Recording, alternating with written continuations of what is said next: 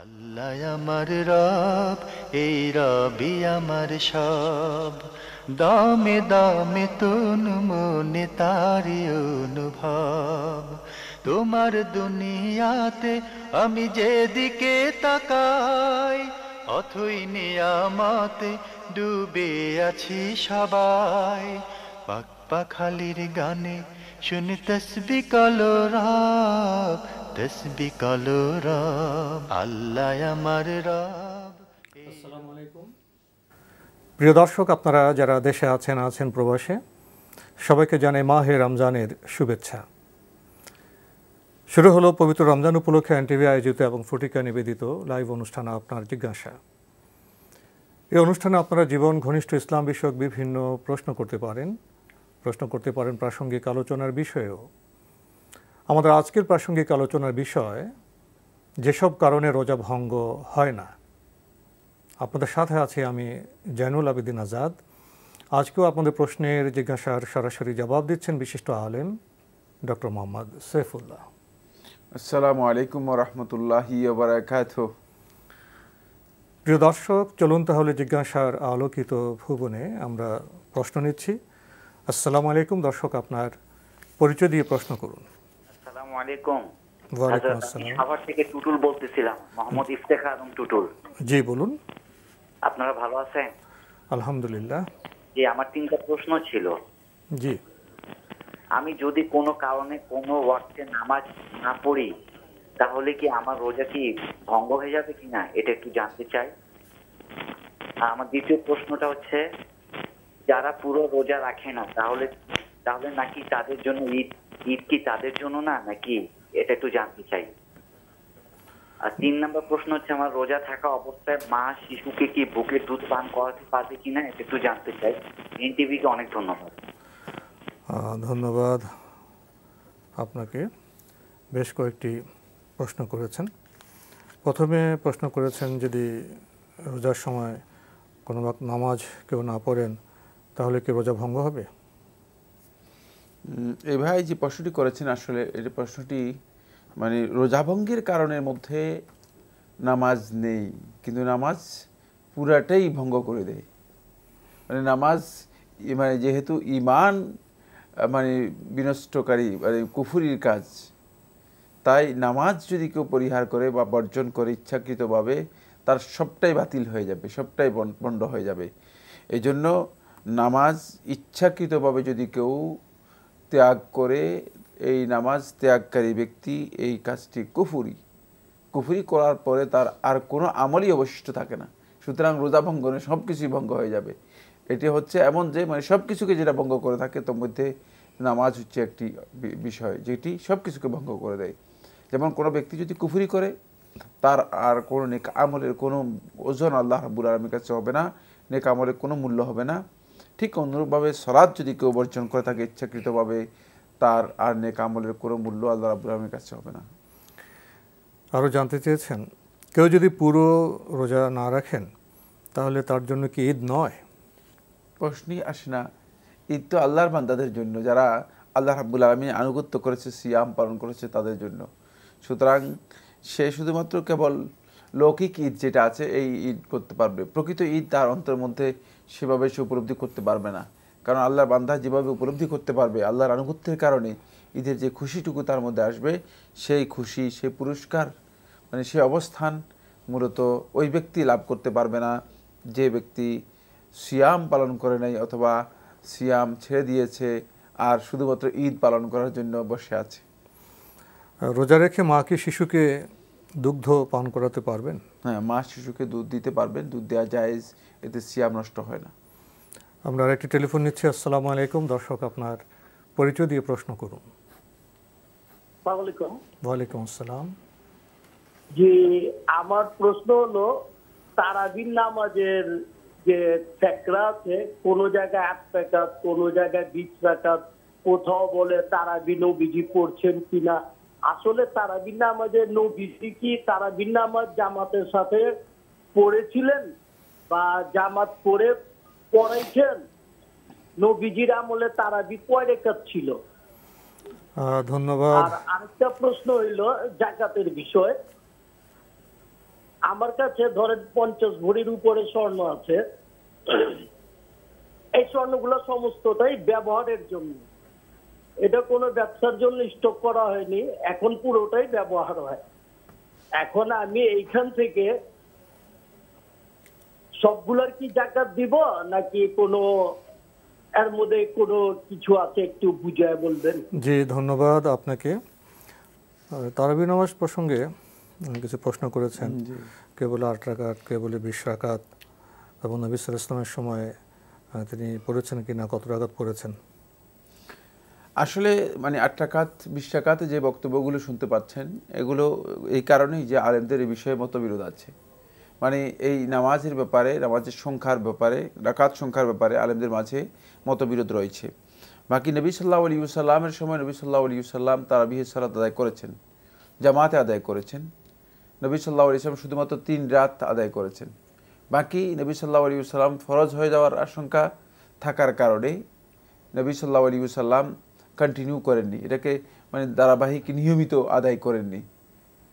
পরবর্তী সময়ে ওমর ইবনুল খাত্তাব রাদিয়াল্লাহু তাআলা আনহু মানে জামাতের যে পদ্ধতি, এই পদ্ধতিকে ওমর ইবনুল খাত্তাব রাদিয়াল্লাহু তাআলা অর্গানাইজড করেছেন, এবং সেখান থেকেই মূলত উম্মতের মানে একজন ব্যক্তিও দ্বিমত পোষণ করে নাই তারাবিহের সালাতের ব্যাপারে, জামাতের সাথে তারাবিহের সালাত আদায়ের ব্যাপারে।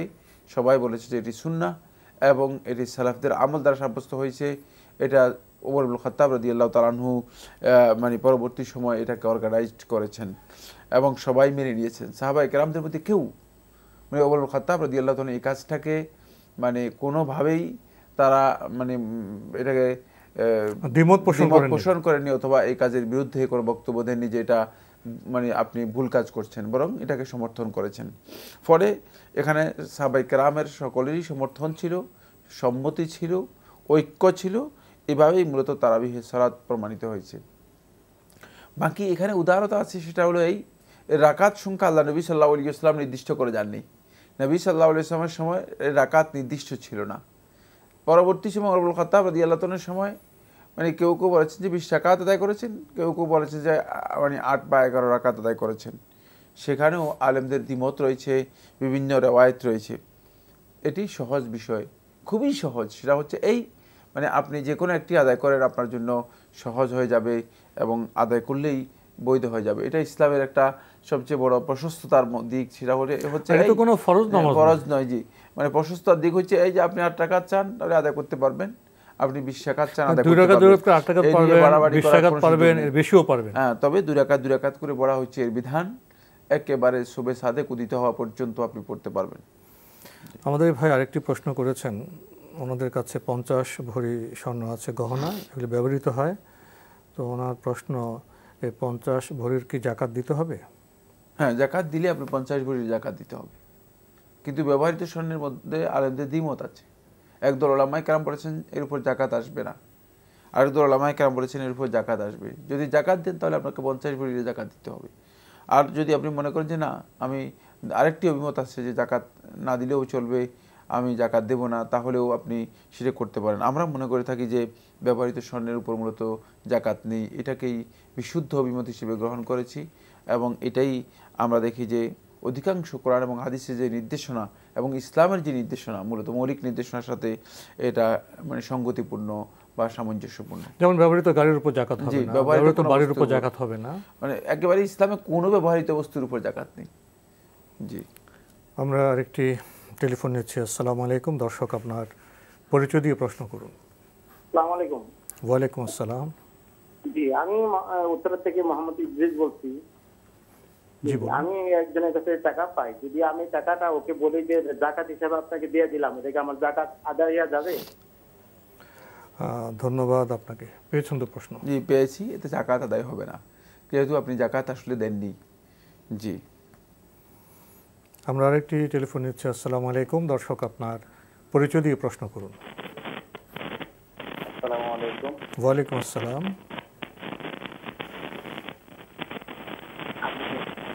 আপনি কি লাইনে আছেন? হ্যালো, মাহমুদুল হাসান বলছি। জি, বলুন, একটু জোরে বলুন। যে আমি বলছিলাম যে রমজানে সেহরি খাওয়াটা কি জরুরি। যেমন আমি সন্ধ্যা 10টা-11টার দিকে খেলাম, তারপরে ভোররাত্রে আজানের সময় টের পেলাম, তারপরে এখন সারাদিন তো না খেয়ে আছি, তো আমার কি রোজা হবে? ধন্যবাদ আপনাকে।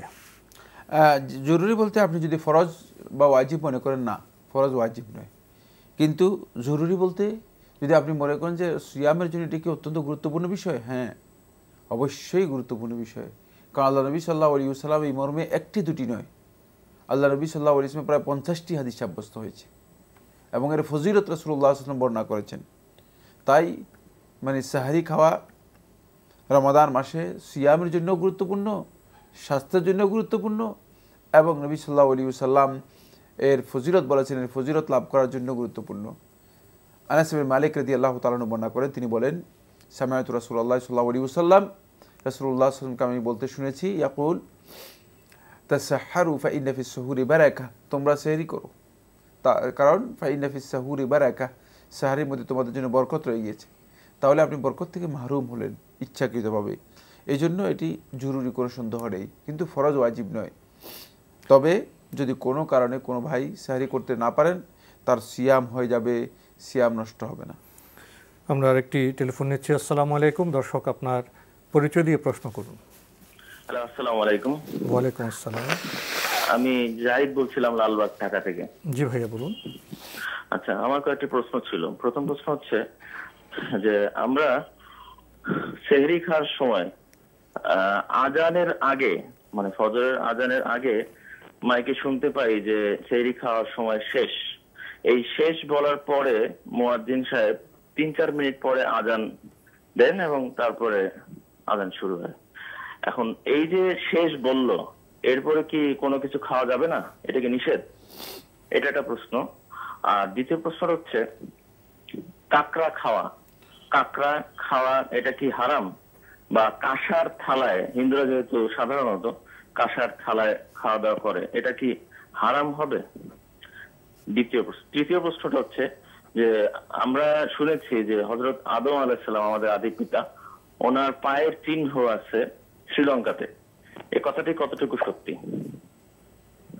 ধন্যবাদ। ধন্যবাদ আপনাকে। অনেকগুলো প্রশ্ন করেছেন।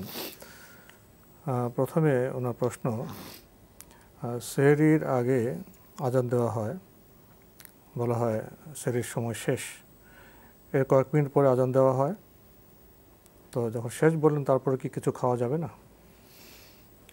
আসলে সেহরির সময় শেষ মানে এটা নতুন আবিষ্কার।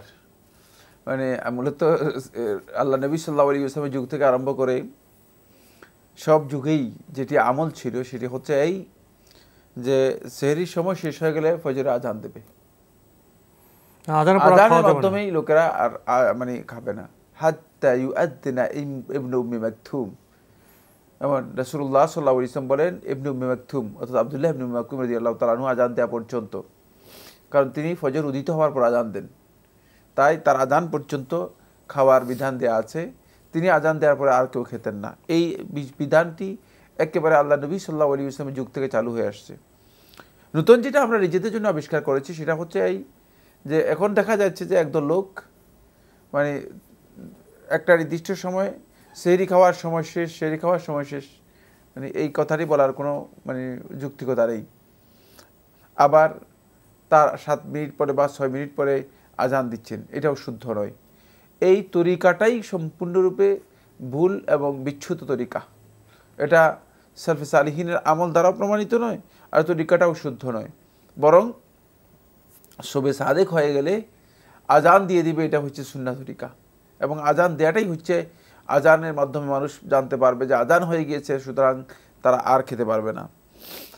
এখানে যে কাজটি হয় সেটা হচ্ছে এই মানে অনেকগুলো ক্যালেন্ডারের মধ্যে মানে সেহরির জন্য একটা নির্দিষ্ট সময়, শেষ সময় লিখে রাখা হয়েছে এবং হাতে 5 মিনিট বা 6 মিনিট সময় রেখে দেওয়া হয়েছে, যেটি শবে সাদেকের মানে না হওয়ার মানে উদিত হয় নাই, এর আগেই মূলত আরও 5 মিনিট সময় রয়ে গিয়েছে।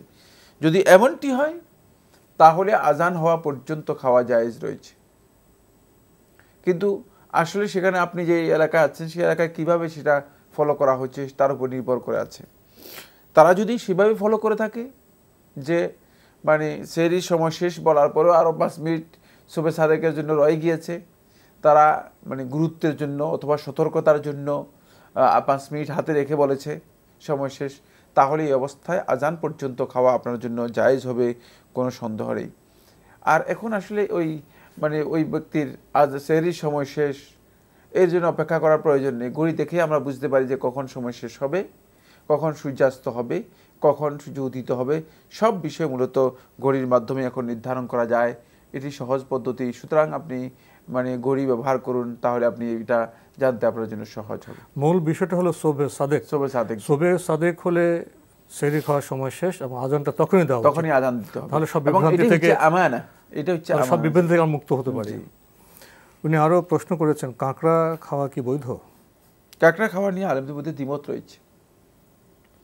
একদল ওলামায়ে কেরাম বলেছেন মানে কাঁকড়া খাওয়া মাকরুহ বা অপছন্দনীয়, আবার একদল ওলামায়ে কেরাম বলেছেন জায়েজ। তবে রাসূলুল্লাহ সাল্লাল্লাহু আলাইহি ওয়াসাল্লামের হাদিসের নির্দেশনা বোঝায় যে এটি জায়েজ। রাসূলুল্লাহ সাল্লাল্লাহু আলাইহি ওয়াসাল্লাম স্পষ্ট করে বলেছেন হুয়াল হাল্লু মাইতাতুহু, হাদিসের মধ্যে এই কথা বলেছেন, আল হাল্লু মাইতাতুহু, সমুদ্রের যত নদ নদীর যত মানে প্রাণী রয়েছে এগুলো সবটাই রাসূলুল্লাহ সাল্লাল্লাহু আলাইহি ওয়াসাল্লাম হালাল করে গিয়েছেন। সুতরাং কাঁকড়া এই অর্থে খাওয়াটা হালাল, তবে কারো রুচিতে যদি না কুলায় সেটা ভিন্ন বিষয়। কাঁসার থালা ব্যবহার করা কি বৈধ? কাঁসার থালা ব্যবহার করতে কোনো ধরনের নিষেধাজ্ঞা নেই, এটি বৈধ এবং হালাল। শেষে উনি জানতে চেয়েছেন, উনি শুনেছেন যে শ্রীলঙ্কায় হযরত আদম ইসলামের পায়ের চিহ্ন পাওয়া গেছে, এই তথ্য কি সঠিক? না, এই মর্মে মূলত ঐতিহাসিক কোনো মানে স্বীকৃতি অথবা ঐতিহাসিক কোনো প্রমাণ নেই। বাকি এই বিষয়টি শোনা কথার মাধ্যমে এটি প্রমাণিত হয় না যে আদম আলাইহিস সালামের মানে পদচিহ্ন এটা শ্রীলঙ্কাতে রয়েছে, এ কথা শুদ্ধ নয়। আমরা একটি টেলিফোন নিচ্ছি। আসসালামু আলাইকুম, দর্শক আপনার পরিচয় দিয়ে প্রশ্ন করুন। হুজুর আসসালামু আলাইকুম। ওয়ালাইকুম আসসালাম। আমি হেলাল বলছি চট্টগ্রাম থেকে। জি ভাইয়া বলুন। আচ্ছা, আমার অফিসের কাজে প্রায় ট্যুরে যেতে হয়, তো সেখানে আমার এই ফরজ যে নামাজগুলা সেগুলা কি আমি 2 রাকাত পড়তে পারবো কিনা? মানে কাসর? জি কসর। না, আপনি তখন আপনি মুসাফির থাকেন না? আপনি কত দূরে যান অফিসের কাজে? এটা 60-65 কিলোমিটার হয়, অনেক সময় 100 কিলোমিটারও হয়। ও আচ্ছা আচ্ছা আচ্ছা আচ্ছা। আচ্ছা, আরেকটা জিনিস হচ্ছে আমি যাওয়ার সময় যদি আমার কোনো কারণে কাপড় চোপড় না পাক হয়ে যায়, অনেকে বলে 3 বার পানি দিয়ে কাপড়গুলো দিয়ে নিলে, একটু কোনার মধ্যে দিয়ে নিলে আমি নামাজ পড়তে পারবো, সেটা কতটুকু সঠিক? এই দুইটা বিষয়। ধন্যবাদ আপনাকে। উনি অফিসের কাজে অনেক দূরে যান, তো উনি কি কসর করবেন নামাজ? হ্যাঁ, আপনি যেহেতু মুসাফির আপনি কসর করতে পারবেন, অর্থাৎ 4 রাকাত বিশিষ্ট যে সালাতগুলো রয়েছে সেগুলো আপনি 2 রাকাত করে আদায় করতে পারবেন। এটি আপনার জন্য জায়েজ, কোনো সন্দেহ নেই, যেহেতু মুসাফির আপনি। কোনো কারণে যদি কাপড় নাপাক হয়ে যায় কোনো অংশে, সেগুলো 3 বার ধুতে হবে? কোন ধরনের নাপাকি লেগেছে সেটা জানতে হবে। যে নাপাকি লেগেছে এই নাপাকি আপনি দূর করলেই, ধুয়ে নিলেই যথেষ্ট। মানে কোনো একটা অংশের মধ্যে মানে একটু কোনা 3 বার ধুয়ে নিলে পুরা কাপড় পরিচ্ছন্ন হয়ে যাবে বা পরিষ্কার হয়ে যাবে, এটি শুদ্ধ নয়। এ তাহারাতের জন্য শুদ্ধ হচ্ছে ইজহারাতুন নিজাসা, মানে নাপাকি যে জায়গায় লেগেছে সেটাকে ধুয়ে নিতে হবে, আর সেটা যদি আপনি নিশ্চিত হন ধুয়ে নেন, যথেষ্ট হবে। যে জায়গা নাপাকি সে জায়গায় ধৌত করুন। আসসালামু আলাইকুম, দর্শক আপনার পরিচয় দিয়ে প্রশ্ন করুন। আমি সৈয়দ সাবিরুল ইসলাম আমার নাম, আমি নড়াইল থেকে বলছি। জি ভাইয়া বলুন। আমার প্রশ্নটা হলো, আমি টিভি চ্যানেলে, সৌদি আরবের টিভি চ্যানেলে 24 ঘন্টা যেটা কাবা শরীফের তাওয়াফ করে দেখায়, বিভিন্ন দেখায়, তো সেখানে আমি দেখছি যে আপনার নামাজের সময় আমরা জানি যে নামাজের রত অবস্থায় সামনে দিয়ে হাঁটা চলা যাবে না, তো সেক্ষেত্রে সবসময় দেখি যে নামাজ পড়তেছে তখন অনেকেই তার সামনে দিয়ে হাঁটাচলা করতেছে, তো এটা কিভাবে, এর ব্যাখ্যাটা একটু জানতে চাচ্ছি অ্যাকচুয়ালি। আসলে আপনি ঠিক প্রশ্নই করেছেন। এই বিষয়ে আমাদের মধ্যে নানা রকম ধ্যান ধারণা আছে। নামাজের সামনে হাঁটা যাবে না বলতে আমরা কি বুঝি, এই বিষয়ে পরিষ্কার হওয়া দরকার। আর উনি সৌদি আরবের প্রসঙ্গ উল্লেখ করেছেন। এ ভাই বলেছেন যে সৌদি টিভি চ্যানেলে দেখেছেন যে নামাজের আগে দিয়ে হাঁটাচলা করে, এটা দেখেছেন শুধুমাত্র আল্লাহর ঘরে তাওয়াফকারীদেরকে, তাওয়াফের জন্য মানে এই বিষয়টি ওপেন করা আছে। সেটা হলো তাওয়াফকারীরা মানে তাওয়াফ করবে, আর মুসাল্লি যারা সালাত আদায় করতেছেন তারা সালাতে অংশগ্রহণ করবেন, কারণ যার যার কাজে তারা ব্যস্ত থাকবেন। তাওয়াফ এবং সালাত দুইটা একই হুকুম। আল্লাহ নবী সাল্লাল্লাহু আলাইহি ওয়াসাল্লাম তাওয়াফকে বলেছেন যে এটি সালাত, গায়রা আন আল্লাহ সুবহানাহু ওয়া তাআলা লাম ইউবিহ আল কালামা ফিহি, আবাহা ফি আল কালামা ফিহি, যে আল্লাহ রাব্বুল আলামিন কথা বলার সুযোগ দিয়ে দিয়েছে, বাকি এটা সালাতের হুকুমের মধ্যে রয়েছে। তাই তাওয়াফকারীদেরকে আপনি দেখতে পাচ্ছেন বা দেখতে পাবেন যে তারা চলাফেরা করতেছে, এবং তাওয়াফের সুবিধার জন্য যাতায়াতের জন্য সেখানে ব্যবস্থা করা আছে। এটা একান্ত বিষয় মসজিদে হারামের জন্য, মসজিদে হারামের জন্য বিশেষ বিষয়। বাকি রয়ে গিয়েছে যেটা, সেটা হলো এই সালাতের আগে দিয়ে অতিক্রম করার বিষয়টি। এটা আল্লাহ নবী সাল্লাল্লাহু আলাইহি ওয়াসাল্লাম নিষেধ করেছেন। ইচ্ছাকৃতভাবে কোনো ব্যক্তি যদি মুসল্লির সামনে দিয়ে অতিক্রম করে তাহলে এই কাজটি হারাম। কিন্তু মুসল্লির সামনে দিয়ে অতিক্রম করার বিষয়টি এটাও জানতে হবে যে কি বুঝায়। এটা আমরা অনেকে বুঝি না। সেটা হলো এই মুসল্লির সামনে দিয়ে অতিক্রম করা কাকে বলা হয় থাকে। মুসল্লির সামনে দিয়ে অতিক্রম করা হচ্ছে মুসল্লি সিজদা পর্যন্ত যতটুকু জায়গা রয়েছে ততটুকুই জায়গার সামনে দিয়ে অতিক্রম করতে পারবেন না। এখানে মুসল্লি সিজদার বাইরের জায়গা দিয়ে অতিক্রম করতে পারবেন, সিজদার বাইরে অতিরিক্ত জায়গা দিয়ে আপনি অতিক্রম করে যেতে পারবেন। সিজদা যেখানে দেবে সেখানে আপনি অতিক্রম করতে পারবেন না, কারণ এখানে আপনি মুসল্লিকে ডিস্টার্ব করলেন, মুসল্লির সালাতের মধ্যে মনোযোগ নষ্ট করলেন, অথবা তার সালাত মানে আদায় করতেছে সেখানে আপনি প্রতিবন্ধকতা তৈরি করলেন। এই কারণে আপনাকে নিষেধ করা হয়েছে। বাকি সামনে দিয়েও মানে মুসল্লির সামনে দিয়ে হয়তো মনে করেন 200 গজ জায়গা রয়ে গিয়েছে, সেখান দিয়ে যদি আপনি চলে যান এটা আপনার জন্য জায়েজ রয়েছে। আরও বিধান হচ্ছে এই, এখানে অনেকগুলো বিধান রয়েছে, শুধু দুইটি কথা বলবো। আরও বিধান হচ্ছে এই, ইমাম যদি থাকে, অর্থাৎ কেউ যদি কারো ইমামতে সালাত আদায় করে থাকে তাহলে সমস্ত মুসল্লির সামনে দিয়ে যাওয়া জায়েজ রয়েছে, শুধুমাত্র ইমামের সামনে দিয়ে যেতে হবে না। মানে ইমামের সূত্রাই মুসল্লিদের সূত্রা, তাই ইমামের সামনে দিয়ে শুধুমাত্র যেতে পারবেন না, আপনি মুসল্লিদের সামনে দিয়ে অতিক্রম করে যেতে পারবেন, হেঁটে যেতে পারবেন, সবটাই জায়েজ রয়েছে। আব্দুল্লাহ ইবনে আব্বাস রাদিয়াল্লাহু তাআলা আনহুর আমল দ্বারা প্রমাণিত হয়েছে। এখানে আরও অনেকগুলো মাসআলা রয়েছে, আমাদেরকে জানতে হবে, জানার জন্য চেষ্টা করতে হবে। আমরা আরেকটি টেলিফোন নিচ্ছি। আসসালামু আলাইকুম, দর্শক আপনার পরিচয় দিয়ে প্রশ্ন করুন। ওয়ালাইকুম আসসালাম। জি জি, আমার একটা প্রশ্ন ছিল, মানে আমার হারাম টাকা দিয়ে ঘরে যদি জিনিস না থাকে তাহলে ওই জিনিসগুলো আমি কি করব? হারাম টাকা দিয়ে ঘরে জিনিস কেনা হয়েছে, এই তো? জি, ধন্যবাদ আপনাকে। কি করবেন? হারাম টাকা দিয়ে ঘরের মধ্যে যে জিনিসগুলো ক্রয় করেছেন সেগুলো আপনি মানে হারাম হওয়ার কারণে এর মালিকানা আপনার সাব্যস্ত হবে না, তাহলে আপনি এগুলো মানে মানুষদেরকে বিতরণ করে দিতে পারেন, ফকির মিসকিনদের মাঝে বিতরণ করে দিতে পারেন। এটা আপনার জন্য ফকির মিসকিনদের মধ্যে বিতরণ করে দেয়া এটাই হচ্ছে উত্তম কাজ। আল্লাহ আমার রব, এই রবি আমার সব। আল্লাহ আমার রব, এই রবি আমার সব। আমরা একটি প্রশ্ন নিচ্ছি। আসসালামু আলাইকুম, দর্শক আপনার পরিচয় দিয়ে প্রশ্ন করুন। হ্যাঁ, আসসালামু আলাইকুম। ওয়ালাইকুম আসসালাম। জি, আমি ফারুক নারায়ণগঞ্জ থেকে বলছিলাম। আমার দুটো প্রশ্ন ছিল। জি ভাইয়া বলুন। জি, ওই ফিতরা যে দেওয়া হয়, আমি বিয়ে করছি অনেকদিন হলো, তো আমার ফিতরা কি আমাকেই আমার ওয়াইফের ক্ষেত্রে কি আমাকে দিতে হবে, না আমার ফ্যামিলি মেম্বার যে কোনো একজন দিলেই হবে তরফ থেকে? আর দ্বিতীয় প্রশ্নটা হলো, এই শারীরিক সম্পর্কের সময় আমরা যে কাপড়টা পরিধান করে থাকি সেটা কি ধোয়া বাধ্যতামূলক? যেমন শরীরে যে কাপড় থাকে অথবা আমরা যে কাপড়টা দিয়ে ঢেকে থাকি, বিছানার চাদর টাদর, এগুলো। ধন্যবাদ আপনাকে। প্রথম প্রশ্ন, উনি তো স্ত্রী গ্রহণ করেছেন, স্ত্রীর ফিতরা ওনাকে দিতে হবে না পরিবারে কেউ দিলে হয়ে যাবে? স্বাভাবিক নিয়ম অনুযায়ী তো মানে স্ত্রীর ভরণ পোষণের দায়িত্ব আপনার উপর, সুতরাং স্ত্রীর ফিতরাও আপনি আদায় করে দিবেন, এটাই হচ্ছে বিধান।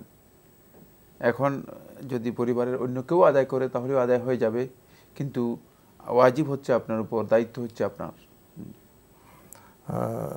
দ্বিতীয় প্রশ্ন, শারীরিক সম্পর্কের পর সব কাপড় বিছনাপত্র সব কি ধুতে হবে, না যেখানে আপনার নাজাসাত সেখানে? শুধুমাত্র নাজাসাত যেই কাপড়ের মধ্যে লেগেছে কনফার্ম হন, তাহলে ওই জায়গাটাই শুধুমাত্র ধুয়ে নিলে যথেষ্ট হবে, এবং ওইটাই ধুতে হবে, বাকিটা ধোয়ার কোনো প্রয়োজন নেই। যেখানে নাজাসাত লাগেনি নিশ্চিত সেটা মানে অপবিত্র ভাবারও কোনো প্রয়োজন নেই, আর সেখানে এটা দোয়ারও কোনো প্রয়োজন নেই। আমাদের আজকের প্রাসঙ্গিক আলোচনার বিষয় যেসব কারণে রোজা ভঙ্গ হয় না। যেসব কারণে রোজা ভঙ্গ হয় না, এটি একটি দীর্ঘ আলোচ্য বিষয় এবং অত্যন্ত গুরুত্বপূর্ণ অনেকগুলো বিষয় এখানে রয়ে গিয়েছে। তো আমরা আজকের আলোচনায় কয়েকটা পয়েন্ট আলোচনা করতে পারি। প্রথম হচ্ছে ব্লাড নিয়ে আমরা কথা বলবো। মানে যে মাসআলাগুলো নিয়ে যথেষ্ট বিভ্রান্তি আমাদের সমাজের মধ্যে রয়ে গিয়েছে, অথবা একদল উলামায়ে কেরাম আমাদের বন্ধু যারা আসলে সত্যিকার অর্থে এই বিষয়গুলো সম্পর্কে তাহকিক বা প্রকৃত জ্ঞান রাখেন না, এলোমেলো ফতোয়া দিয়ে মানুষদেরকে বিভ্রান্ত করছেন, ভুল ফতোয়া দিচ্ছেন। এই জন্য মূলত এই বিষয়গুলো তুলে ধরা আমি খুবই গুরুত্বপূর্ণ মনে করছি। প্রথম হচ্ছে ব্লাড বা রক্ত। রক্ত এর দুটি মাসআলা, দুটি দিক রয়েছে। একটা হচ্ছে রক্ত গ্রহণ করা, আর হচ্ছে রক্ত দেয়া। আমরা আগে রক্ত দিয়ে শুরু করি, দেখা যাক কতটুকু যেতে পারি। রক্ত দেওয়াটা আবার দুই ভাগে বিভক্ত। একটা হচ্ছে শুধুমাত্র মেডিকেল টেস্টের জন্য রক্ত দেয়া। মেডিকেল টেস্টের জন্য রক্ত দেওয়ার বিষয়টি প্রায় সমস্ত উলামায়ে কেরামের ঐক্যমতেই এটি জায়েজ, এতে সিয়াম নষ্ট হবে না। কারণ সামান্য একটু রক্ত দেওয়া হয়ে থাকে টেস্ট করার জন্য, মানে এই ধরনের রক্ত যদি আপনি দেন তাহলে আপনার সিয়াম নষ্ট হবে না। এটা একান্ত জরুরতের বিষয়। পাশাপাশি মানে যেই সমস্ত কারণে রাসূলুল্লাহ সাল্লাল্লাহু আলাইহি ওয়াসাল্লাম সিয়াম ভঙ্গ হয় বলেছেন, তার মধ্যে একটি কারণের বিষয়ে আলেমদের দ্বিমত রয়েছে, সেটার উপর নির্ভর করে আছে এই মাসালাটি। সেই মাসালাটি হচ্ছে আল হাজামা, কাপিং, যেটাকে শিঙ্গা লাগানো বলা হয় থাকে। শিঙ্গা লাগানোর পরে রাসূলুল্লাহ সাল্লাল্লাহু আলাইহি ওয়াসাল্লামের একটি হাদিস রয়েছে, আফতার আল হাজিম ওয়াল মেহজুম, মানে যে শিঙ্গা দিল আর যাকে শিঙ্গা লাগালো এই দুজনের সিয়াম নষ্ট হয়ে গেল। মানে এই হাদিস থেকে একদল উলামায়ে কেরাম বলেছেন যে মানে শিঙ্গার যেহেতু রক্ত বের করা হয়ে থাকে, ফলে এটার উপরে কিয়াস করে, এটার উপর আন্দাজ করে একদল উলামায়ে কেরাম বক্তব্য দিয়েছেন যে যদি ব্লাড দেয়া হয়ে থাকে তাহলে ব্লাড বের হয়, এটাকে শিঙ্গার উপর কিয়াস করা যেতে পারে। তাই তাদের বক্তব্য হচ্ছে না, রোজা এখানে ভঙ্গ হবে। কিন্তু শিঙ্গা বা কাপিংয়ের উপর এটাকে কিয়াস করা সঠিক নয়, এই কাজটা ভুল। কারণ শিঙ্গার বিষয়টি রাসূলুল্লাহ সাল্লাল্লাহু আলাইহি ওয়াসাল্লাম নির্দিষ্ট করে উল্লেখ করে দিয়েছেন। তাহলে সেখানে আফতার আল হাজিম ওয়াল মাহজুম, যাকে শিঙ্গা লাগানো হয়েছে আর যে শিঙ্গা দিয়েছে, তো যাকে শিঙ্গা লাগানো হয়েছে তার কাছ থেকে রক্ত বের করা হয়েছে, কিন্তু যে ব্যক্তি শিঙ্গা দিয়েছে সে তো রক্ত বের হয় নাই, সে তো শুধুমাত্র মুখে টেনেছে, তাহলে তার কেন সিয়াম নষ্ট হয়ে যাবে? তাহলে বোঝা গেল যে আল্লাহ নবী সাল্লাল্লাহু আলাইহি ওয়াসাল্লাম আফতার আল হাজিম ওয়াল মাহজুম এই হাদিসের মধ্যে যে কথাটি বলেছেন এটা মূলত এই উদ্দেশ্যে নয় যে শরীর থেকে রক্ত বের হওয়ার কারণে মূলত সিয়াম নষ্ট হয়েছে, এই উদ্দেশ্যে রাসূলুল্লাহ সাল্লাল্লাহু আলাইহি ওয়াসাল্লাম বলেননি। এটাই বলেছেন কেন সেখানে কারণ উল্লেখ করা রয়েছে। তবে বিশুদ্ধ বক্তব্য হচ্ছে এই হাদিসটি উলামায়ে কেরামের বিশুদ্ধ বক্তব্য অনুযায়ী হাদিসটি মনসুখ।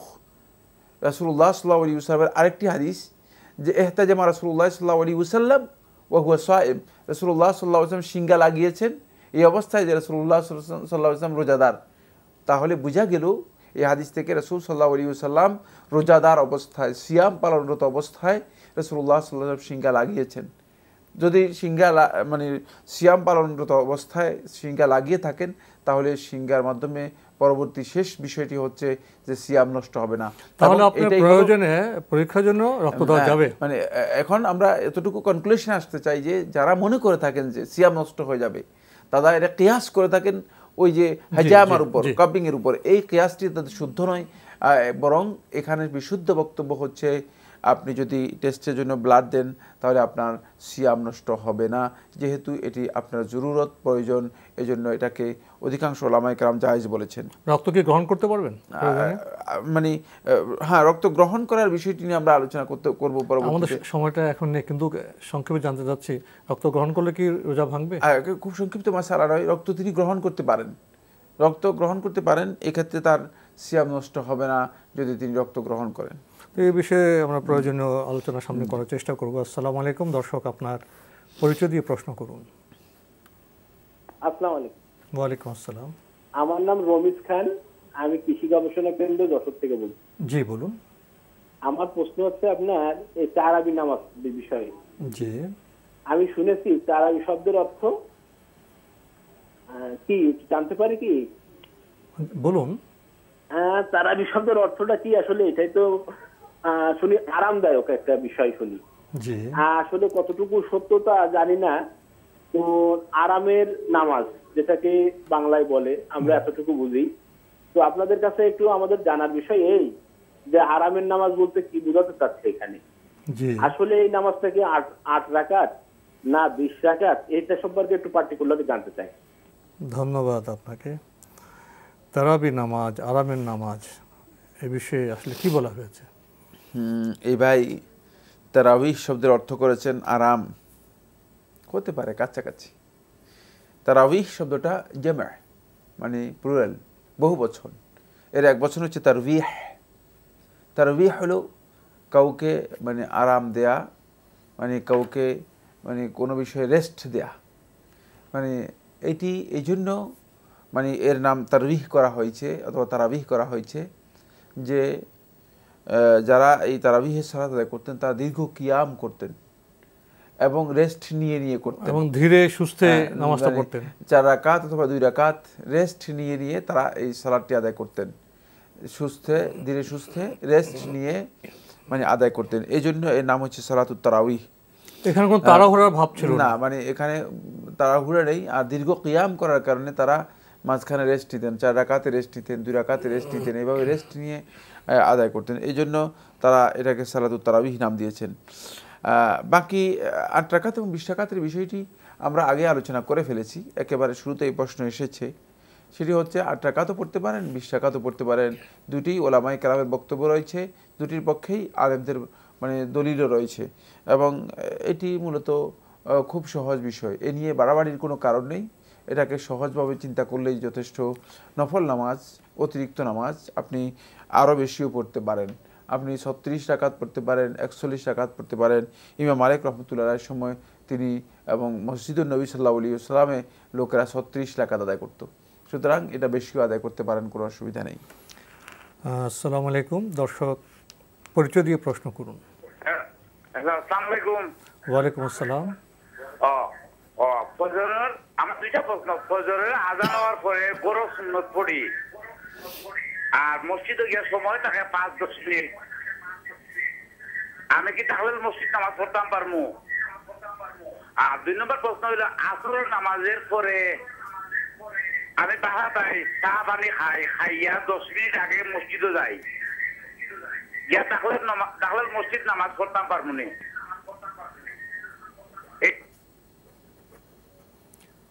ধন্যবাদ আপনাকে।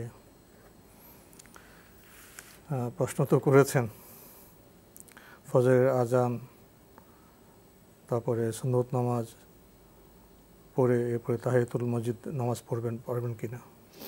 ফজরের আজান দেওয়ার পরে ঘরে সুন্নত পড়ে আপনি যদি মসজিদে প্রবেশ করেন আর সময় থাকে মসজিদে যান, সময় থাকে আপনি বলেছেন 11 মিনিট সময় থাকে, তাহলে তাহিয়াতুল মসজিদ পড়েই আপনি মসজিদে বসবেন। এটাই হচ্ছে সুন্নাহ আপনার জন্য। দ্বিতীয় প্রশ্নটি কি আপনার কাছে স্পষ্ট হয়েছে? দ্বিতীয় প্রশ্নে একই প্রশ্নই, তাহিয়াতুল মসজিদের ব্যাপারেই। তাহিয়াতুল মসজিদ পড়তে অসুবিধা নেই, পড়া জায়েজ রয়েছে।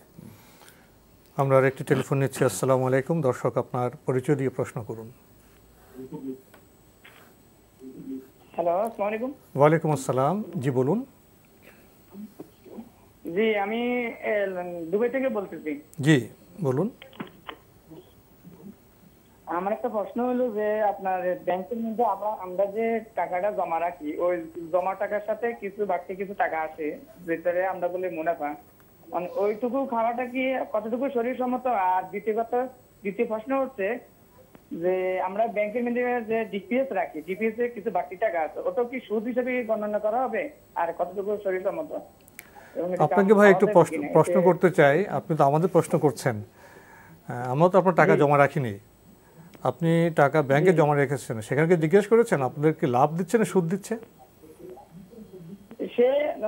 ওনারা বলতেছে যে মুনাফা দিচ্ছে আমাদেরকে, যে টাকা আপনি জমা রাখছেন এই জমা হিসেবে যে আপনার না, আমাদের যে প্রশ্নটা করেছেন এটা সুদ হবে কিনা, খাওয়া যাবে কিনা, আপনি ব্যাংকে প্রশ্নটা করুন না, ওনারা কি আপনাকে কি সুদ দিচ্ছে না লাভ দিচ্ছে, এটা ব্যাংকে প্রশ্ন করুন। ওনার কোন সিস্টেমে আপনার থেকে টাকা নিচ্ছে, আপনি কোন সিস্টেমে টাকা রাখছেন। আর ডিপিএস যেটা এমনি তো হয়তো আমার কাছে টাকা ছিল, টাকা জমা রাখছি এজন্য। তো ব্যাংক থেকে জিজ্ঞেস করেননি ওনারা আপনি? বলছে যে আমাদেরকে লাভ দিচ্ছে। আপনি সুদ দিচ্ছে না? জি না, জি না। কি বলবেন? আরেকটা দ্বিতীয় প্রশ্ন হচ্ছে যে মনে করেন আমরা তো ডিপিএস রাখি, কেউ কোনোভাবে জমা রাখে, এরকম একটা কয়েকটা ধারা আছে, ঠিক আছে। তো ডিপিএস যে তারা একটা আপনার অ্যামাউন্ট দেয় যে এত মাসে বা এত বছরে রাখলে এত টাকা বাড়তি টাকা আসবে, ওটাও কি শরীরসম্মত কিনা? সে প্রশ্নটা ব্যাংকে করবেন যে আপনি আমাকে লাভ দিচ্ছেন, কিভাবে দিচ্ছেন, এটা কি ইসলামী শরিয়া সম্মত? ওনারা বলছেন যে মুনাফা এটা। ধন্যবাদ আপনাকে। কি বলবেন? এই ভাই যে প্রশ্ন করেছেন দিবালোকের মতো স্পষ্ট প্রশ্ন, এবং উত্তরও তিনি জানেন, কোনো সন্দেহ নেই। এটা একেবারে দিবালোকের মতো উজ্জ্বল উত্তর এর।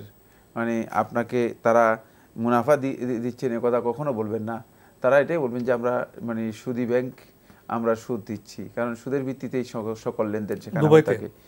মানে সেখানে আপনি মানে কোথায় থেকে মুনাফা শব্দ বের করেছেন সেটা আপনি ভালো জানেন।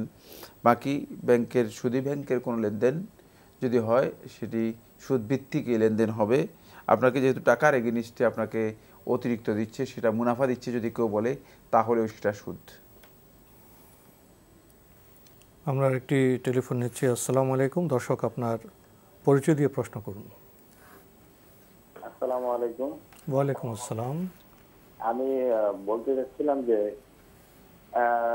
এক ব্যক্তি 7 বছর ধরে সংসার করছে, কিন্তু সে কাজী অফিসে বিয়ে করেনি, কিন্তু এখন যদি সে বিয়ে করে তাহলে কাজী অফিসে তার কোনো কাফারা দিতে হবে পিছনের ওই দিনগুলোর জন্য?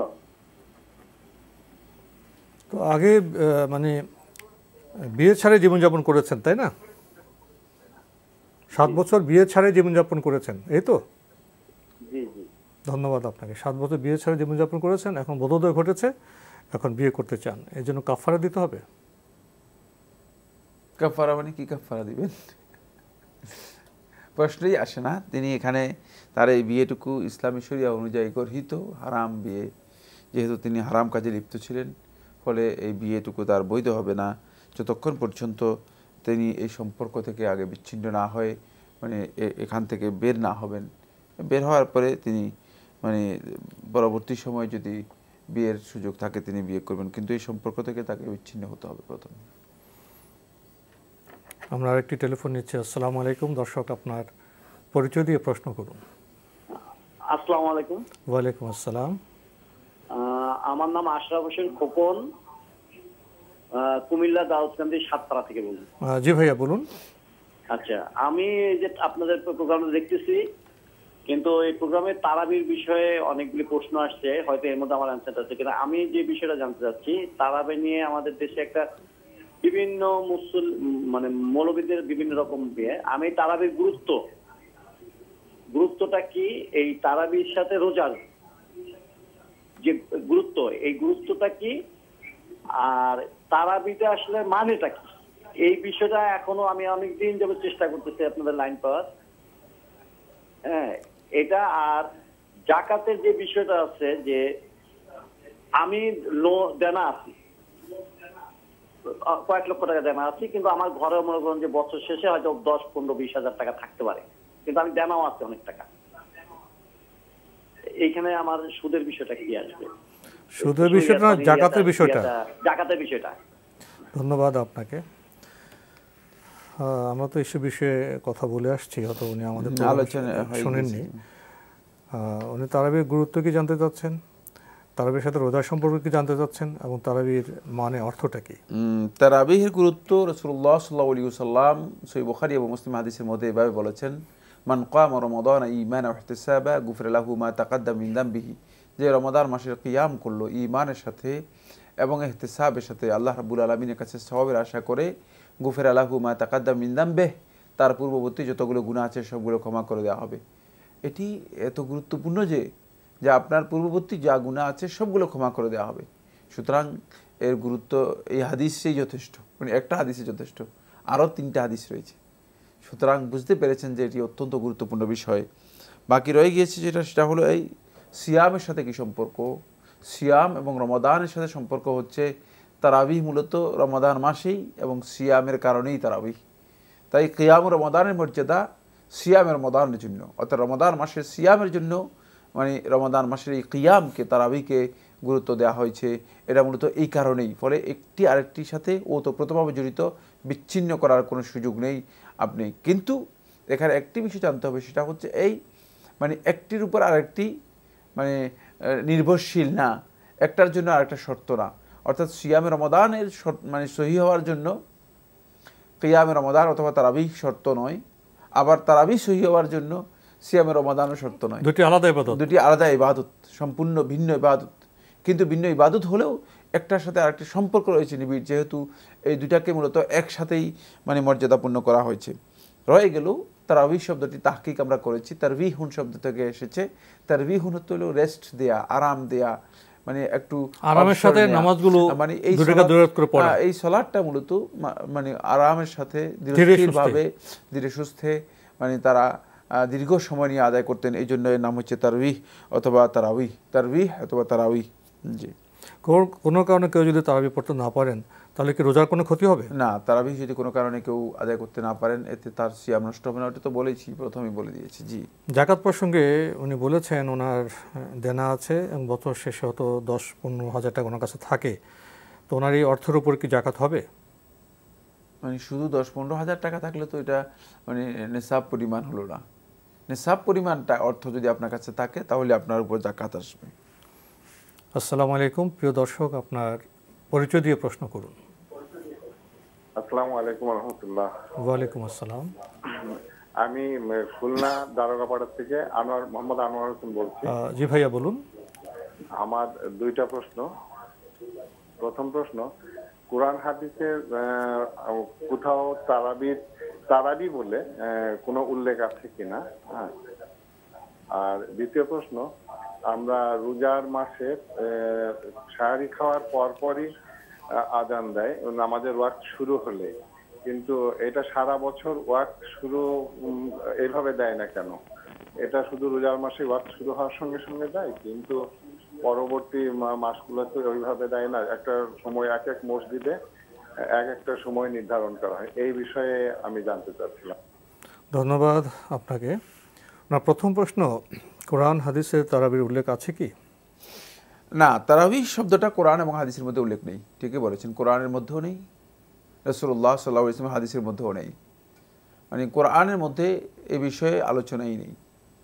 বাকি রাসূলুল্লাহ সাল্লাল্লাহু আলাইহি ওয়াসাল্লাম হাদিসের মধ্যে এটাকে কিয়ামুর রমাদান বলা হয়েছে। কিয়ামুর রমাদান অথবা কিয়ামুল লাইল এই শব্দগুলো ব্যবহৃত হয়েছে। এটাকে পরবর্তী সময়ে সালফে সালেহীন মানে যেহেতু তারা মানে আরামের সাথে ধীরস্থিরভাবে আদায় করতেন, রেস্ট নিয়ে নিয়ে আদায় করতেন, এই জন্য তারা একটা পরিভাষা এর জন্য ব্যবহার করেছেন। সেই পরিভাষা হচ্ছে তারাবিহ। বাকি এটা কিয়ামুল লাইল, এর মূল নাম হচ্ছে মূলত কিয়ামুল লাইল, রাতের নামাজ। রাতের নামাজ, সেটা রাতের নামাজ হিসেবেই পরিচিত। এবং পরবর্তী সময়ে সালাতুত তারাবিহ এই কথাটি রয়েছে। এখানে যদি হাদিসের কথা বলে থাকেন, হাদিস সংকলনের ক্ষেত্রে ওলামায়ে কেরাম যারা হাদিস সংকলন করেছেন তারা সবাই কিন্তু সালাতুত তারাবিহের কথা উল্লেখ করেছেন। ইমাম বুখারীও উল্লেখ করেছেন, মুসলিম যদিও ইমাম মুসলিম রহমতুল্লাহ নিজে তাববিব করেন নাই, মানে অধ্যায়গুলো তিনি নিজে উল্লেখ করেন নাই, কিন্তু ইমাম নবী রহমতুল্লাহ উল্লেখ করেছেন, তারা উল্লেখ করেছেন। অন্যান্য আহলুস সুনান যারা আছেন, আহলুল মাসানিদ যারা আছেন, সবাই মূলত মানে তারাবি শব্দটা উল্লেখ করেছেন। সালাফদের সবাই ঐক্যমতে সাব্যস্ত হয়েছে। এই মাসআলার মধ্যে আমার জানা মতে কোনো আলেম দ্বিমত করেছে আমি জানি না। ওনার দ্বিতীয় প্রশ্ন, রমজানে সাহরি খাওয়ার পর পরে আজান দেওয়া হয়, অর্থাৎ ওনারা বলতে চাচ্ছেন যে একটি সুনির্দিষ্ট সময়ে প্রায় সব জায়গায় আজান হয়, কিন্তু বছরের বাকি সময়ে যে ফজরের আজানটা একই সময় কেন দেওয়া হয় না? এক এক মসজিদে এক এক সময়ের পার্থক্য থাকে। আমাদের জিজ্ঞেস করবে না, তাদেরকে জিজ্ঞেস করবে। মনে প্রশ্ন জেগেছে আর কেন না, প্রশ্ন এটা ভুল কাজ। রমাদান মাসে যে ওয়াক্তে আজান দেওয়া হয় তাকে ফজরের, ঠিক সেই ওয়াক্তে আজান দেওয়া ওয়াক্ত হলো শবে সাদেক হওয়া। শবে সাদেক হলে রমজানের মধ্যেও রমজানের বাইরেও সব মসজিদের একই সময় আজান দেওয়াটা উচিত। এটা উচিত না, এটা ওয়াজিব, নলে আজান নয় সেটা। তাহলে আজানের আমানত নষ্ট হয়ে যাবে। আজান মুয়াজ্জিনের যে আমানত রয়েছে সে আমানতটুকু নষ্ট হয়ে যাবে। এরা যে কাজগুলো করতেছে এগুলো বিচ্যুতি, এগুলো ভুল। তাই আমাদেরকে সংশোধন করে আসতে হবে। আমাদের সলাতের জন্য এটা কিন্তু বাধ্যতামূলক বিষয়। আপনি আজান দিবে ওয়াক্ত হওয়ার সাথে সাথেই, এটা হচ্ছে আজানের বিধান। আল্লাহ আমার রব, এই রবি আমার সব। আল্লাহ আমার রব, এই রবি আমার সব। একটি টেলিফোন নেব। আসসালামু আলাইকুম। দর্শক পরিচয় দিয়ে প্রশ্ন করুন। আসসালামু আলাইকুম। ওয়ালাইকুম আমি আসসালাম। আয়েশা বলছিলাম সিলেট থেকে। জি বলুন। আমি এবং আমার মেয়ে দুজনে আছে। আমার মেয়ে 8 বছর বয়স। আমার স্বামী ইন্তেকাল করছেন, ওনার কিছু পেনশনের টাকা ছিল, ওইটা দুঃখিত আপনি কি লাইনে আছেন? আপনার ফোনে বোধহয় ব্যালেন্স ছিল না, লাইন কেটে গেল। আমরা আরেকটি টেলিফোন নিচ্ছি। আসসালামু আলাইকুম। দর্শক আপনার পরিচয় দিয়ে প্রশ্ন করুন। আসসালামু আলাইকুম। ওয়ালাইকুম আসসালাম। আমি সাভার রেডিও কলোনি থেকে বলছি। জি। মনোয়ারা সুলতানা। জি। আপনাদের কাছে আমার একটা প্রশ্ন, যে কোরআন আমি যখন মানুষের মুখে শুনতে পাই যে শুকর নাম উচ্চারণ হইলে 40 দিন পর্যন্ত মুখ নাপাক থাকে, তাহলে আমি কোরআন তেলাওয়াত করার সময় সেই খিঞ্জির শুকর বাংলায়ও আছে, ওইটার উচ্চারণ আমি পাইছি, কিন্তু পাওয়ার পরে আমার কি মুখ অপবিত্র হবে?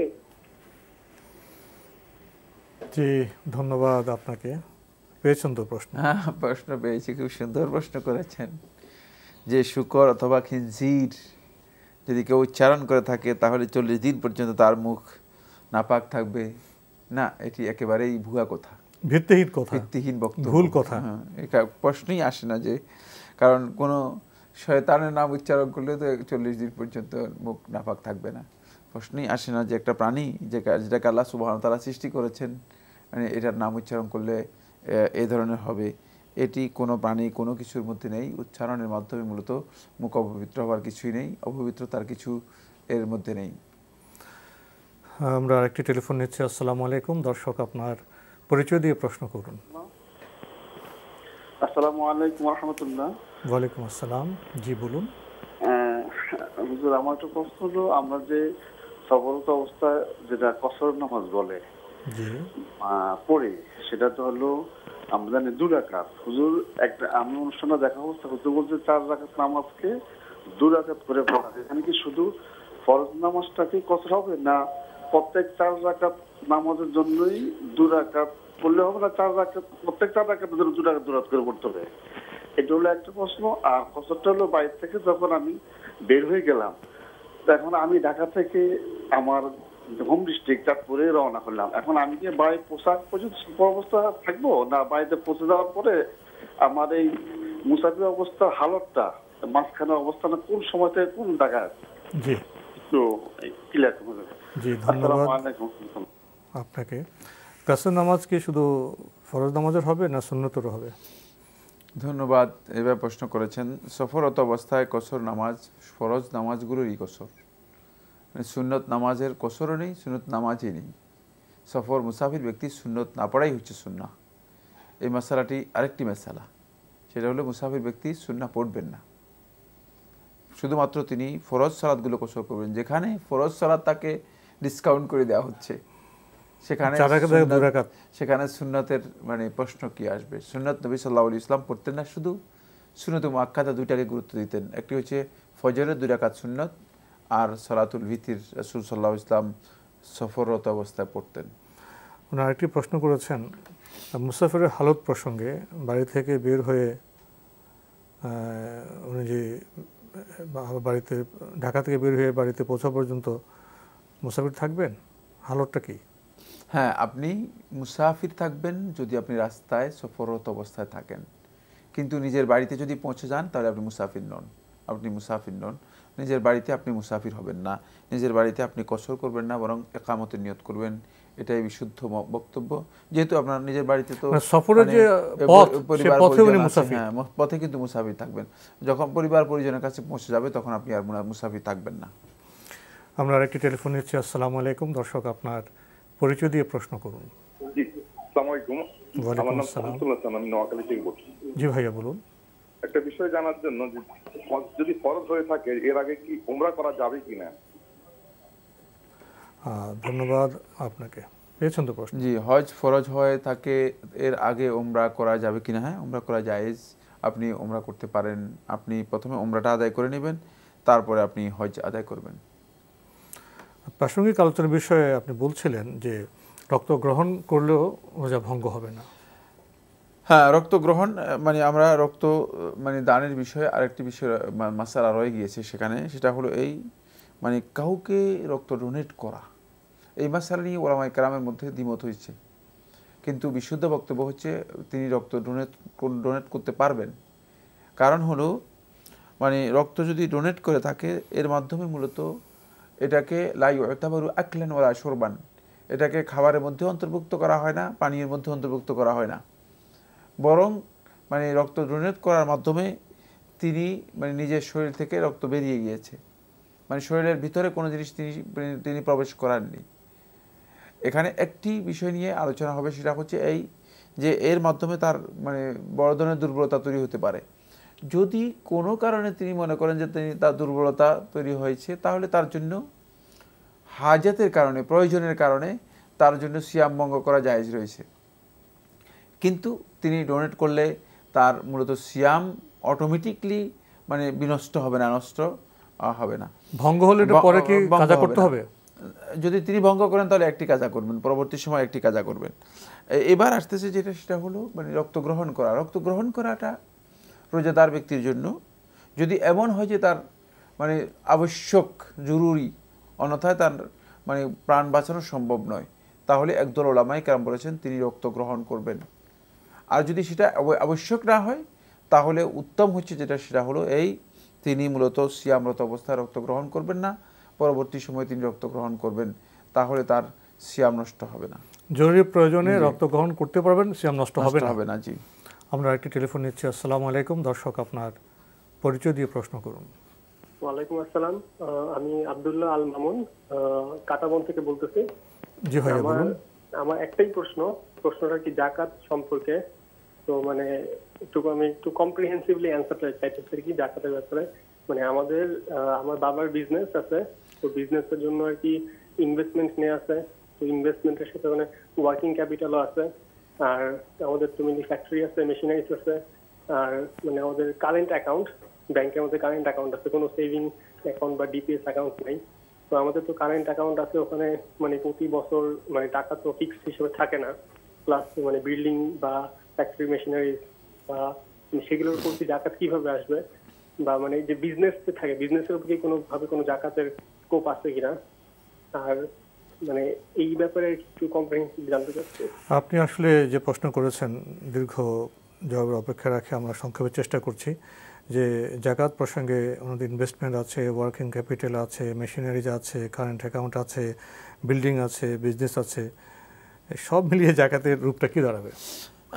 এই ভাই যে মাসালাটি জানতে চেয়েছেন, এর জন্য ভালো একজন জাকাত কনসালটেন্টের সাথে কথা বলেন, এটা আপনার জন্য সবচেয়ে উত্তম হবে। কারণ আপনি এই প্রশ্নটা স্পষ্ট হবে না এখন, যেহেতু আপনি এর কোনো কি কত টাকা আছে, কি আছে, কোনো কিছুই আপনি উল্লেখ করেননি। আপনি শুধুমাত্র আছে মানে এই বস্তু আছে, মানে সেই বস্তুর কী পরিমাণ আছে কিছুই আমাদের সামনে নেই। আমরা এখানে জাকাতের বিধান দিব কোত্থেকে? জি, আমরা একটি টেলিফোন নিচ্ছি। আসসালামু আলাইকুম। দর্শক, আপনার পরিচয় দিয়ে প্রশ্ন করুন। হ্যালো, আসসালামু আলাইকুম। ওয়ালাইকুম আসসালাম। আমি আসিফ মাহমুদ ভোলা থেকে বলছি। জি ভাইয়া বলুন। যে আমার প্রশ্ন হলো যে আপনারা যে জাকাতের নিসাব বলতেছেন, এই নিসাবটা কি? ধন্যবাদ আপনাকে। আরেকটা প্রশ্ন আছে হুজুর। জি বলুন। আমার আরেকটা প্রশ্ন হচ্ছে নিসাব মানে বাংলাদেশের টাকা বর্তমানে কত টাকা থাকলে জাকাত দেওয়া যায়? আর একটা প্রশ্ন হলো জাকাতের টাকা কি মসজিদে দেওয়া যায় কিনা? ধন্যবাদ আপনাকে। নিসাব কি? হ্যাঁ, নিসাব হচ্ছে মানে নির্দিষ্ট পরিমাণ অঙ্ক, এটাকে নিসাব বলা হয় থাকে আরবিতে।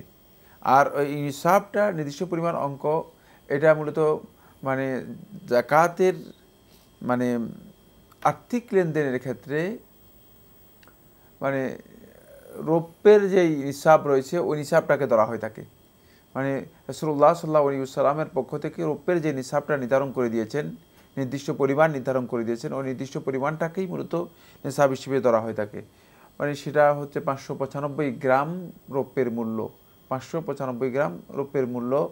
এই টাকাটুকু মানে যার কাছে এই পরিমাণ টাকা, মানে অথবা এই পরিমাণ রৌপ্য যার কাছে থাকবে, মানে 1 বছর যার কাছে থাকবে তার উপর যাকাত ওয়াজিব হবে। আর 52 তোলা হয় বোধহয়, হ্যাঁ 52 তোলা, 52 তোলার কাছাকাছি। তার এই হিসাবটা আমরা কষে দেখেছি বাংলাদেশি টাকায় প্রায় 70 থেকে মানে 75,000 টাকার মতো ভেরি করে, কারণ রৌপ্যের দাম যেভাবে ভেরি করে ঠিক কম বেশি হয়ে থাকে, ঠিক কম বেশি হবে 70 থেকে 80,000 টাকার মতো হয়ে থাকে। এই 70 থেকে 80,000 টাকার মতো মানে এই পরিমাণ টাকা যদি কারো কাছে মানে 1 বছর থেকে থাকে তাহলে তার উপর যাকাত ওয়াজিব হবে। এটাই হচ্ছে নিসাব। মসজিদে কি যাকাতে টাকা দেওয়া যায়? মসজিদে যাকাতের টাকা দেওয়া জায়েজ নেই, মসজিদের উন্নয়নের জন্য, মসজিদ নির্মাণের জন্য। আমরা একটি টেলিফোন নিচ্ছি। আসসালামু আলাইকুম, দর্শক আপনার পরিচয় দিয়ে প্রশ্ন করুন। আমি দিনাজপুর থেকে বলতেছি। কে বলছেন? আমার নাম মোহাম্মদ মিজানুর রহমান। জি ভাইয়া বলুন। আচ্ছা, আমার প্রশ্ন হচ্ছে কি, ইফতারিতে ওই যে আপনার মনে করেন বাজারে যেসব জিনিস পণ্য পাওয়া যায় এগুলা খেয়ে কি ইফতারি হবে, না শুধু খুরমা এই খেজুর আর পানি দেখে ইফতারি হলে ভালো হবে? হ্যাঁ, ধন্যবাদ আপনাকে। ইফতারি প্রসঙ্গে বাজারের পণ্য যে পাওয়া যায় কিনে আমরা ইফতারি হবে, না খেজুর খুরমা দিয়ে ইফতার করতে হবে? না, মানে আপনি যদি খেজুর এর ব্যবস্থা থাকে তাহলে উত্তম, কোনো সন্দেহ নেই। নবী সাল্লাল্লাহু আলাইহি ওয়াসাল্লাম ইফতিরু আলা রতাব, নবী সাল্লাল্লাহু আলাইহি ওয়াসাল্লাম কতগুলো রতাবাতের উপর মানে কাঁচা পাকা খেজুর যেগুলোকে এগুলো রতাব বলা হয় থাকে, এটা নবী সাল্লাল্লাহু আলাইহি ওয়াসাল্লাম ইফতার করতেন। যদি সেটা না পেতেন নবী সাল্লাল্লাহু আলাইহি ওয়াসাল্লাম খেজুর দিয়ে ইফতার করতেন। যদি খেজুর না পেতেন নবী সাল্লাল্লাহু আলাইহি ওয়াসাল্লাম পানির মাধ্যমে ইফতার করতেন। এখন আপনি এই তিনটা যদি না পান তাহলে যে কোনো জিনিস দিয়ে ইফতার করেন আপনার ইফতার হয়ে যাবে। তিনটা জিনিস দিয়ে ইফতার করতে পারবেন, আরও জিনিস যোগও করতে পারবেন। জি, আরেকটি ফোন নিচ্ছি আমরা। আসসালামু আলাইকুম, দর্শক পরিচয় দিয়ে প্রশ্ন করুন। হ্যালো, আসসালামু আলাইকুম। ওয়ালাইকুম আসসালাম। আমি আবুধাবি থেকে বলতেছি, আব্দুল ওয়াহেদ। জি ভাইয়া বলুন। আচ্ছা, আমার এখন নিসাব পরিমাণ পর্যন্ত জাকাত ফরজ হয়ে গেছে আমি জানি। আমি বিজনেসম্যান, এখানে আমার প্রতিদিন টাকা ইনকাম হয়। তো এখন আমি কি পরিমাণ কি নিসাব পরিমাণকে 1 বছর যেগুলো হয়ে গেছে এগুলো জাকাত দিব, নাকি বর্তমানে যেগুলো পাচ্ছি যেগুলো টাকা আমার ইনকাম হচ্ছে এগুলো দিব? কি এটা বিস্তারিত বললে খুশি হবো আর কি। ধন্যবাদ আপনাকে, খুবই সরল প্রশ্ন। জাকাতের হিসাবটা কষ্ট যাচ্ছেন আপনি। জাকাতের হিসাবের মধ্যে আপনার কাছে যে ক্যাশ টাকাটা জমা আছে সেটা হিসাব করবেন, আর এখন যে ইনকামগুলো হচ্ছে সেগুলো সবগুলো একসাথ করবেন। পুরোটা ইনকাম করে আপনার ক্যাশ যা আছে মানে সেটা সহ আপনি এটাও ক্যাশের সাথে যোগ হবে, যে ইনকামটি আসতেছে সেটাও যোগ হবে। ইনকামের জন্য শর্ত নয় যে 1 বছর পরিপূর্ণ হতে হবে, 1 বছর পরিপূর্ণ হতে হবে। সেক্ষেত্রে মানে ইনকামটা সহ যেটা আপনার ক্যাশ হাতে রয়েছে সেটাকে হিসাব কষে আপনি পুরো মানে জাকাত আদায় করবেন। 1 বছর এর মাথায় গিয়ে জাকাত আদায় হবে, শতকরা 2.5 টাকা। আমরা একটি টেলিফোন নিচ্ছি। আসসালামু আলাইকুম, দর্শক আপনার পরিচয় দিয়ে প্রশ্ন করুন। আসসালামু আলাইকুম, আমি নেত্রকোনা থেকে বলছি। বলুন। হ্যাঁ হুজুর, কেউ যদি কোর্ট ম্যারেজ করে আর তারপরে যদি কাজী দিয়ে অথবা কোনো হুজুর দিয়ে বিয়ে পড়ানো না হয় তাহলে কি ঘর সংসার করা কি বৈধতা আছে না কিছু করতে হবে? ধন্যবাদ আপনাকে। প্রশ্ন পেয়েছেন তো? জি, কোর্ট ম্যারেজ করার পরে যদি কাজী দিয়ে আবার দ্বিতীয়বার বিয়ে পড়ানো না হয় তাহলে ঘর সংসার করতে পারবে কিনা? হ্যাঁ, ঘর সংসার করতে কোনো নিষেধ নেই। শর্ত রয়েছে, সেটা হলো এই মানে বিয়ে যে শর্তগুলো আছে সেগুলো পূরণ যদি করে থাকে, সাক্ষী সেখানে ছিল কিনা, তারপরে মানে প্রয়োজনীয় যে সমস্ত অভিভাবক থাকার কথা তারা ছিল কিনা, মানে যদি দেনমোহর নির্ধারণ করা হয়েছে কিনা, সেগুলো যদি ঠিক থাকে তাহলে মানে পরবর্তীতে সংসার করতে কোনো ধরনের আপত্তি নেই। আমরা আরেকটি টেলিফোন নিচ্ছি। আসসালামু আলাইকুম, দর্শক আপনার পরিচয় দিয়ে প্রশ্ন করুন। জি, আমার নাম হচ্ছে সেলিম চৌধুরী, গুলশান থেকে বলছিলাম। জি ভাইয়া বলুন। আমার প্রশ্ন হচ্ছে, আমরা যে জমাতে নামাজ পড়ি সেটাতে যখন আমরা রুকুতে থেকে সিজদাতে যাব, তখন কি হাঁটু আগে দিব নাকি হাত আগে ফেললে হবে, কোনটা জায়েজ আছে? আর সেকেন্ড কোশ্চেন হচ্ছে, আমরা ইমাম সাহেব যখন সালাম ফিরাবে, রাইটে প্রথম ফিরাবে, লেফটে করবে, আমরা কি লেফটে ফিরানোর পরে তারপরে মুসল্লিরা করবে নাকি রাইটেরটা পরে লেফটেরটা করব? ধন্যবাদ আপনাকে। যখন রুকু থেকে সিজদায় যাবেন তখন হাত আগে না হাঁটু আগে? রুকু থেকে সিজদা যাওয়ার সময় হাত আগে দেওয়ার বিষয়ে একদল ওলামায়ে কেরাম বক্তব্য দিয়েছেন এবং তারা তাদের সপক্ষে যে দলিলগুলো দিয়েছেন এগুলো মজবুত। দুই পক্ষেই দলিল রয়েছে। হাঁটুর ব্যাপারে শেখুল ইসলাম ইবনে কাইয়িম রাহমাতুল্লাহ বিস্তারিত আলোচনা করেছেন এবং তিনি এই হাদিসটাকে সহিহ বলেছেন। তাই দুটাই অবকাশ আছে, সুযোগ আছে। শারীরিক অবস্থা ভিত্তিতে দুটাই সুযোগ রয়েছে।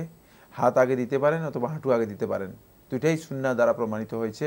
তবে হাতের বিষয়ে মুহাদ্দিসিনে কেরাম, আহলুল হাদিস, অধিকাংশ আহলুত তাহকিক বলেছেন যে হাত আগে দেওয়াটাই হচ্ছে বেশি উত্তম বা বেশি শক্তিশালী। কেউ যদি বাস্তব প্রয়োজন হাঁটু আগে দেন সেটাও কোনো অসুবিধা নেই। না, একটা ওজোর থাকলে সম্পূর্ণ মাসালা ভিন্ন, ওজোরের মাসালা এখানে আসবেই না। এখানে আমরা আলোচনা করছি উত্তমের মাসালা। জি, উত্তমটা হবে হাত দিয়ে। জি, ওনারা জানতে চেয়েছেন ইমাম তো নামাজ শেষে সালাম ফিরান, তো মুক্তাদি কিভাবে অনুসরণ করবেন? হ্যাঁ, মুক্তাদি ইমাম সাহেব লেফটে সালাম ফিরানোর পরেই ইমাম সাহেবের অনুসরণ করবেন, তারপরে সালাম ফিরাবেন, এটা হচ্ছে সুন্নাহ। মানে ইমাম সাহেব ডানে বামে সালাম ফিরানো শেষ করার পরে তারপর মুক্তাদি ডানে ফিরাবেন, তারপরে বামে ফিরাবেন। আমরা আরেকটি টেলিফোন নিচ্ছি। আসসালামু আলাইকুম। দর্শক, আপনার পরিচয় দিয়ে প্রশ্ন করুন। হ্যালো, আসসালামু আলাইকুম। ওয়ালাইকুম আসসালাম। আমি যশোর থেকে সুজন বলছি। জি ভাইয়া বলুন। আমার একটা প্রশ্ন আছে। আমার বাড়ি হলো ঢাকা, কিন্তু আমি অফিসের কাজে বেশিরভাগই ঢাকার বাইরে দূরে কোনো এক জায়গায় যেতে হয়, কিন্তু প্রথম নামাজ মানে কতদিন সময় থাকে, কত ঘন্টা সময় থাকে এটা জানার জন্য। ধন্যবাদ আপনাকে। মানে ঢাকা থেকে দূরে যান কাজে, এখন কসর কতদিনে পড়তে হয়? কতদিনে পড়তে হয় বলতে কি বোঝাচ্ছেন আসলে? কতদিন থাকলে? কতদিন থাকলে না, আপনি কসর, আপনি মুসাফির, যেহেতু মানে অফিসের কাজে গিয়েছেন, আপনি অল্প কয়েকদিন থাকবেন, সেক্ষেত্রে আপনি পরিপূর্ণ সময় মুসাফির হিসেবে কসর আদায় করতে পারেন। আচ্ছা, কোথাও যদি 15 দিন থাকেন? কোনো অসুবিধা নেই, 15 দিন 20 দিন থাকলেও কোনো অসুবিধা নেই, তিনি কসর করতে পারবেন, তার জন্য জায়েজ রয়েছে। দিনের কোনো বিষয় নেই কসর নামাজের? না, এটা মানে তিনি করতে পারবেন, সারা জীবন থাকলেও করতে পারবেন। অনেকে বলেন যে আপনার কোথাও গিয়ে 15 দিন বেশি থাকলে নিয়ত করলে ভিন্ন মাসআলা। যদি নিয়ত করে যে আমি ওই জায়গায় গিয়ে 15 দিন বেশি থাকবো, জি জি, তাহলে আর কসর করবেন না। যেহেতু উনি মুসাফির, সবসময় যাচ্ছেন, সফরের মধ্যে আসতেছেন, তাহলে সেক্ষেত্রে তার জন্য উত্তম হচ্ছে যেটা, সেটা হলো তিনি মুসাফির হিসেবেই থাকা, ইকামতের নিয়ত না করা। আমরা আরেকটি টেলিফোন নিচ্ছি। আসসালামু আলাইকুম। দর্শক, আপনার পরিচয় দিয়ে প্রশ্ন করুন। আচ্ছা, আমি চট্টগ্রাম থেকে তৌফিক বলছিলাম। জি ভাইয়া বলুন। আচ্ছা ভাইয়া, আমার একটা প্রশ্ন হচ্ছে যে আমি আসলে দাবা খেলাটা পছন্দ করি। আমি যতটুকু শুনছি দাবা খেলাটা ইসলামে হারাম। আর দ্বিতীয় কথা হচ্ছে, এটা আমি আসলে ব্যবসা শেষ করার পর আমার ব্যবসা প্রতিষ্ঠানে বসে গেলি, এইটা কি ব্যবসা প্রতিষ্ঠানে খেলার ফলে কি ব্যবসাতে কোনো সমস্যা হচ্ছে কিনা, জিনিসটা আমাকে ক্লিয়ার করুন। ধন্যবাদ আপনাকে। আমাদের এই ভাই দাবা খেলা খুব পছন্দ করেন। উনি বলেছেন যে উনি জানেন দাবা খেলাটা হারাম এবং এই দাবাটা উনি ব্যবসা প্রতিষ্ঠানে খেলেন, এতে কি ব্যবসার কোনো ক্ষতি হবে? প্রথম কথা হচ্ছে, আপনি যে বলেছেন দাবা খেলা হারাম, এটা আপনি ঠিক বলেছেন। এই মর্মে আবু দাউদে যে রেওয়ায়তটি রয়েছে, এটি সহিহ, শেখ নাসিরুদ্দিন আলবানী রহমতুল্লাহ সহ আহলুত তাহকিক অনেকেই সহিহ বলেছেন, তাই এটি হারাম যে কোনো সন্দেহ নেই। দ্বিতীয়, ব্যবসা প্রতিষ্ঠানে এই কাজটি করলে তো অবশ্যই খারাপ হবেই, কারণ এটা এমন কাজ যে অনেকটা নেশার মতো। মানে আপনি তো তাহলে ব্যবসা আপনার যে মনোযোগ সেটা দেখবেন অনেক সময় নষ্ট হবে, অনেক সময় নষ্ট করে, মানে ইচ্ছায় অনিচ্ছায় আপনি ব্যবসায়ের যেই উদ্দেশ্য, সেই উদ্দেশ্য সফল হবে না, বরং প্রতিষ্ঠান পণ্ড হয়ে যাবে। এই জন্য যথাসম্ভব চেষ্টা করুন মানে অন্ততপক্ষে ব্যবসায় প্রতিষ্ঠান থেকে বিরত থাকার জন্য, অথবা দাবা খেলা থেকেই নিজেকে বিরত রাখার জন্য। আমরা একটি টেলিফোন নিচ্ছি। আসসালামু আলাইকুম। দর্শক, আপনার পরিচয় দিয়ে প্রশ্ন করুন। জি, আমি জানতে চাচ্ছিলাম যে আমার এলাকাতে আগে পরিচয় দিই, আমার নাম সোহান, আমি মিরপুর থেকে বলছি। জি। আমি জানতে চাচ্ছি আমার এলাকাতে আমার ব্যবসা প্রতিষ্ঠানটা আমার এলাকাতে, তো আমার সলাতের সময় কাছাকাছি 2টা মসজিদ আছে। যে 2টা মসজিদের একটা মসজিদে হচ্ছে মসজিদের ডান দিকের ফটকের নিচে হচ্ছে কবরস্থান করা, ঠিক আছে, এটার উপরে মসজিদ তৈরি করা হয়েছে।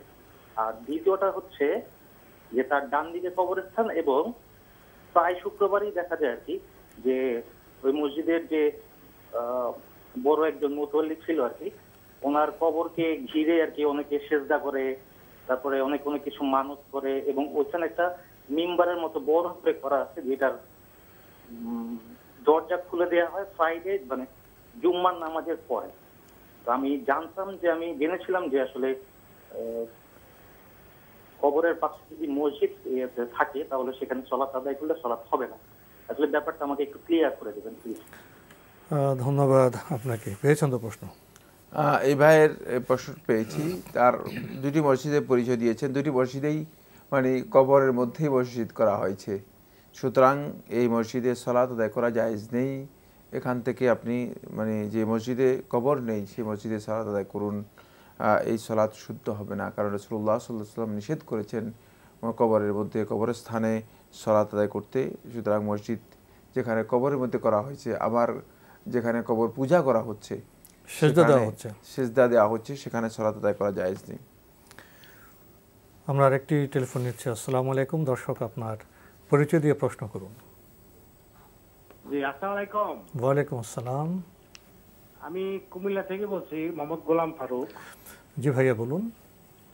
আমার প্রশ্ন হলো সেটা আমি কুমিল্লায় সেটেলড, কুমিল্লা বাসা বাড়ি আমার, সেটেল বাড়ি, ঢাকায় আমার বাসা ভাড়া বাসা।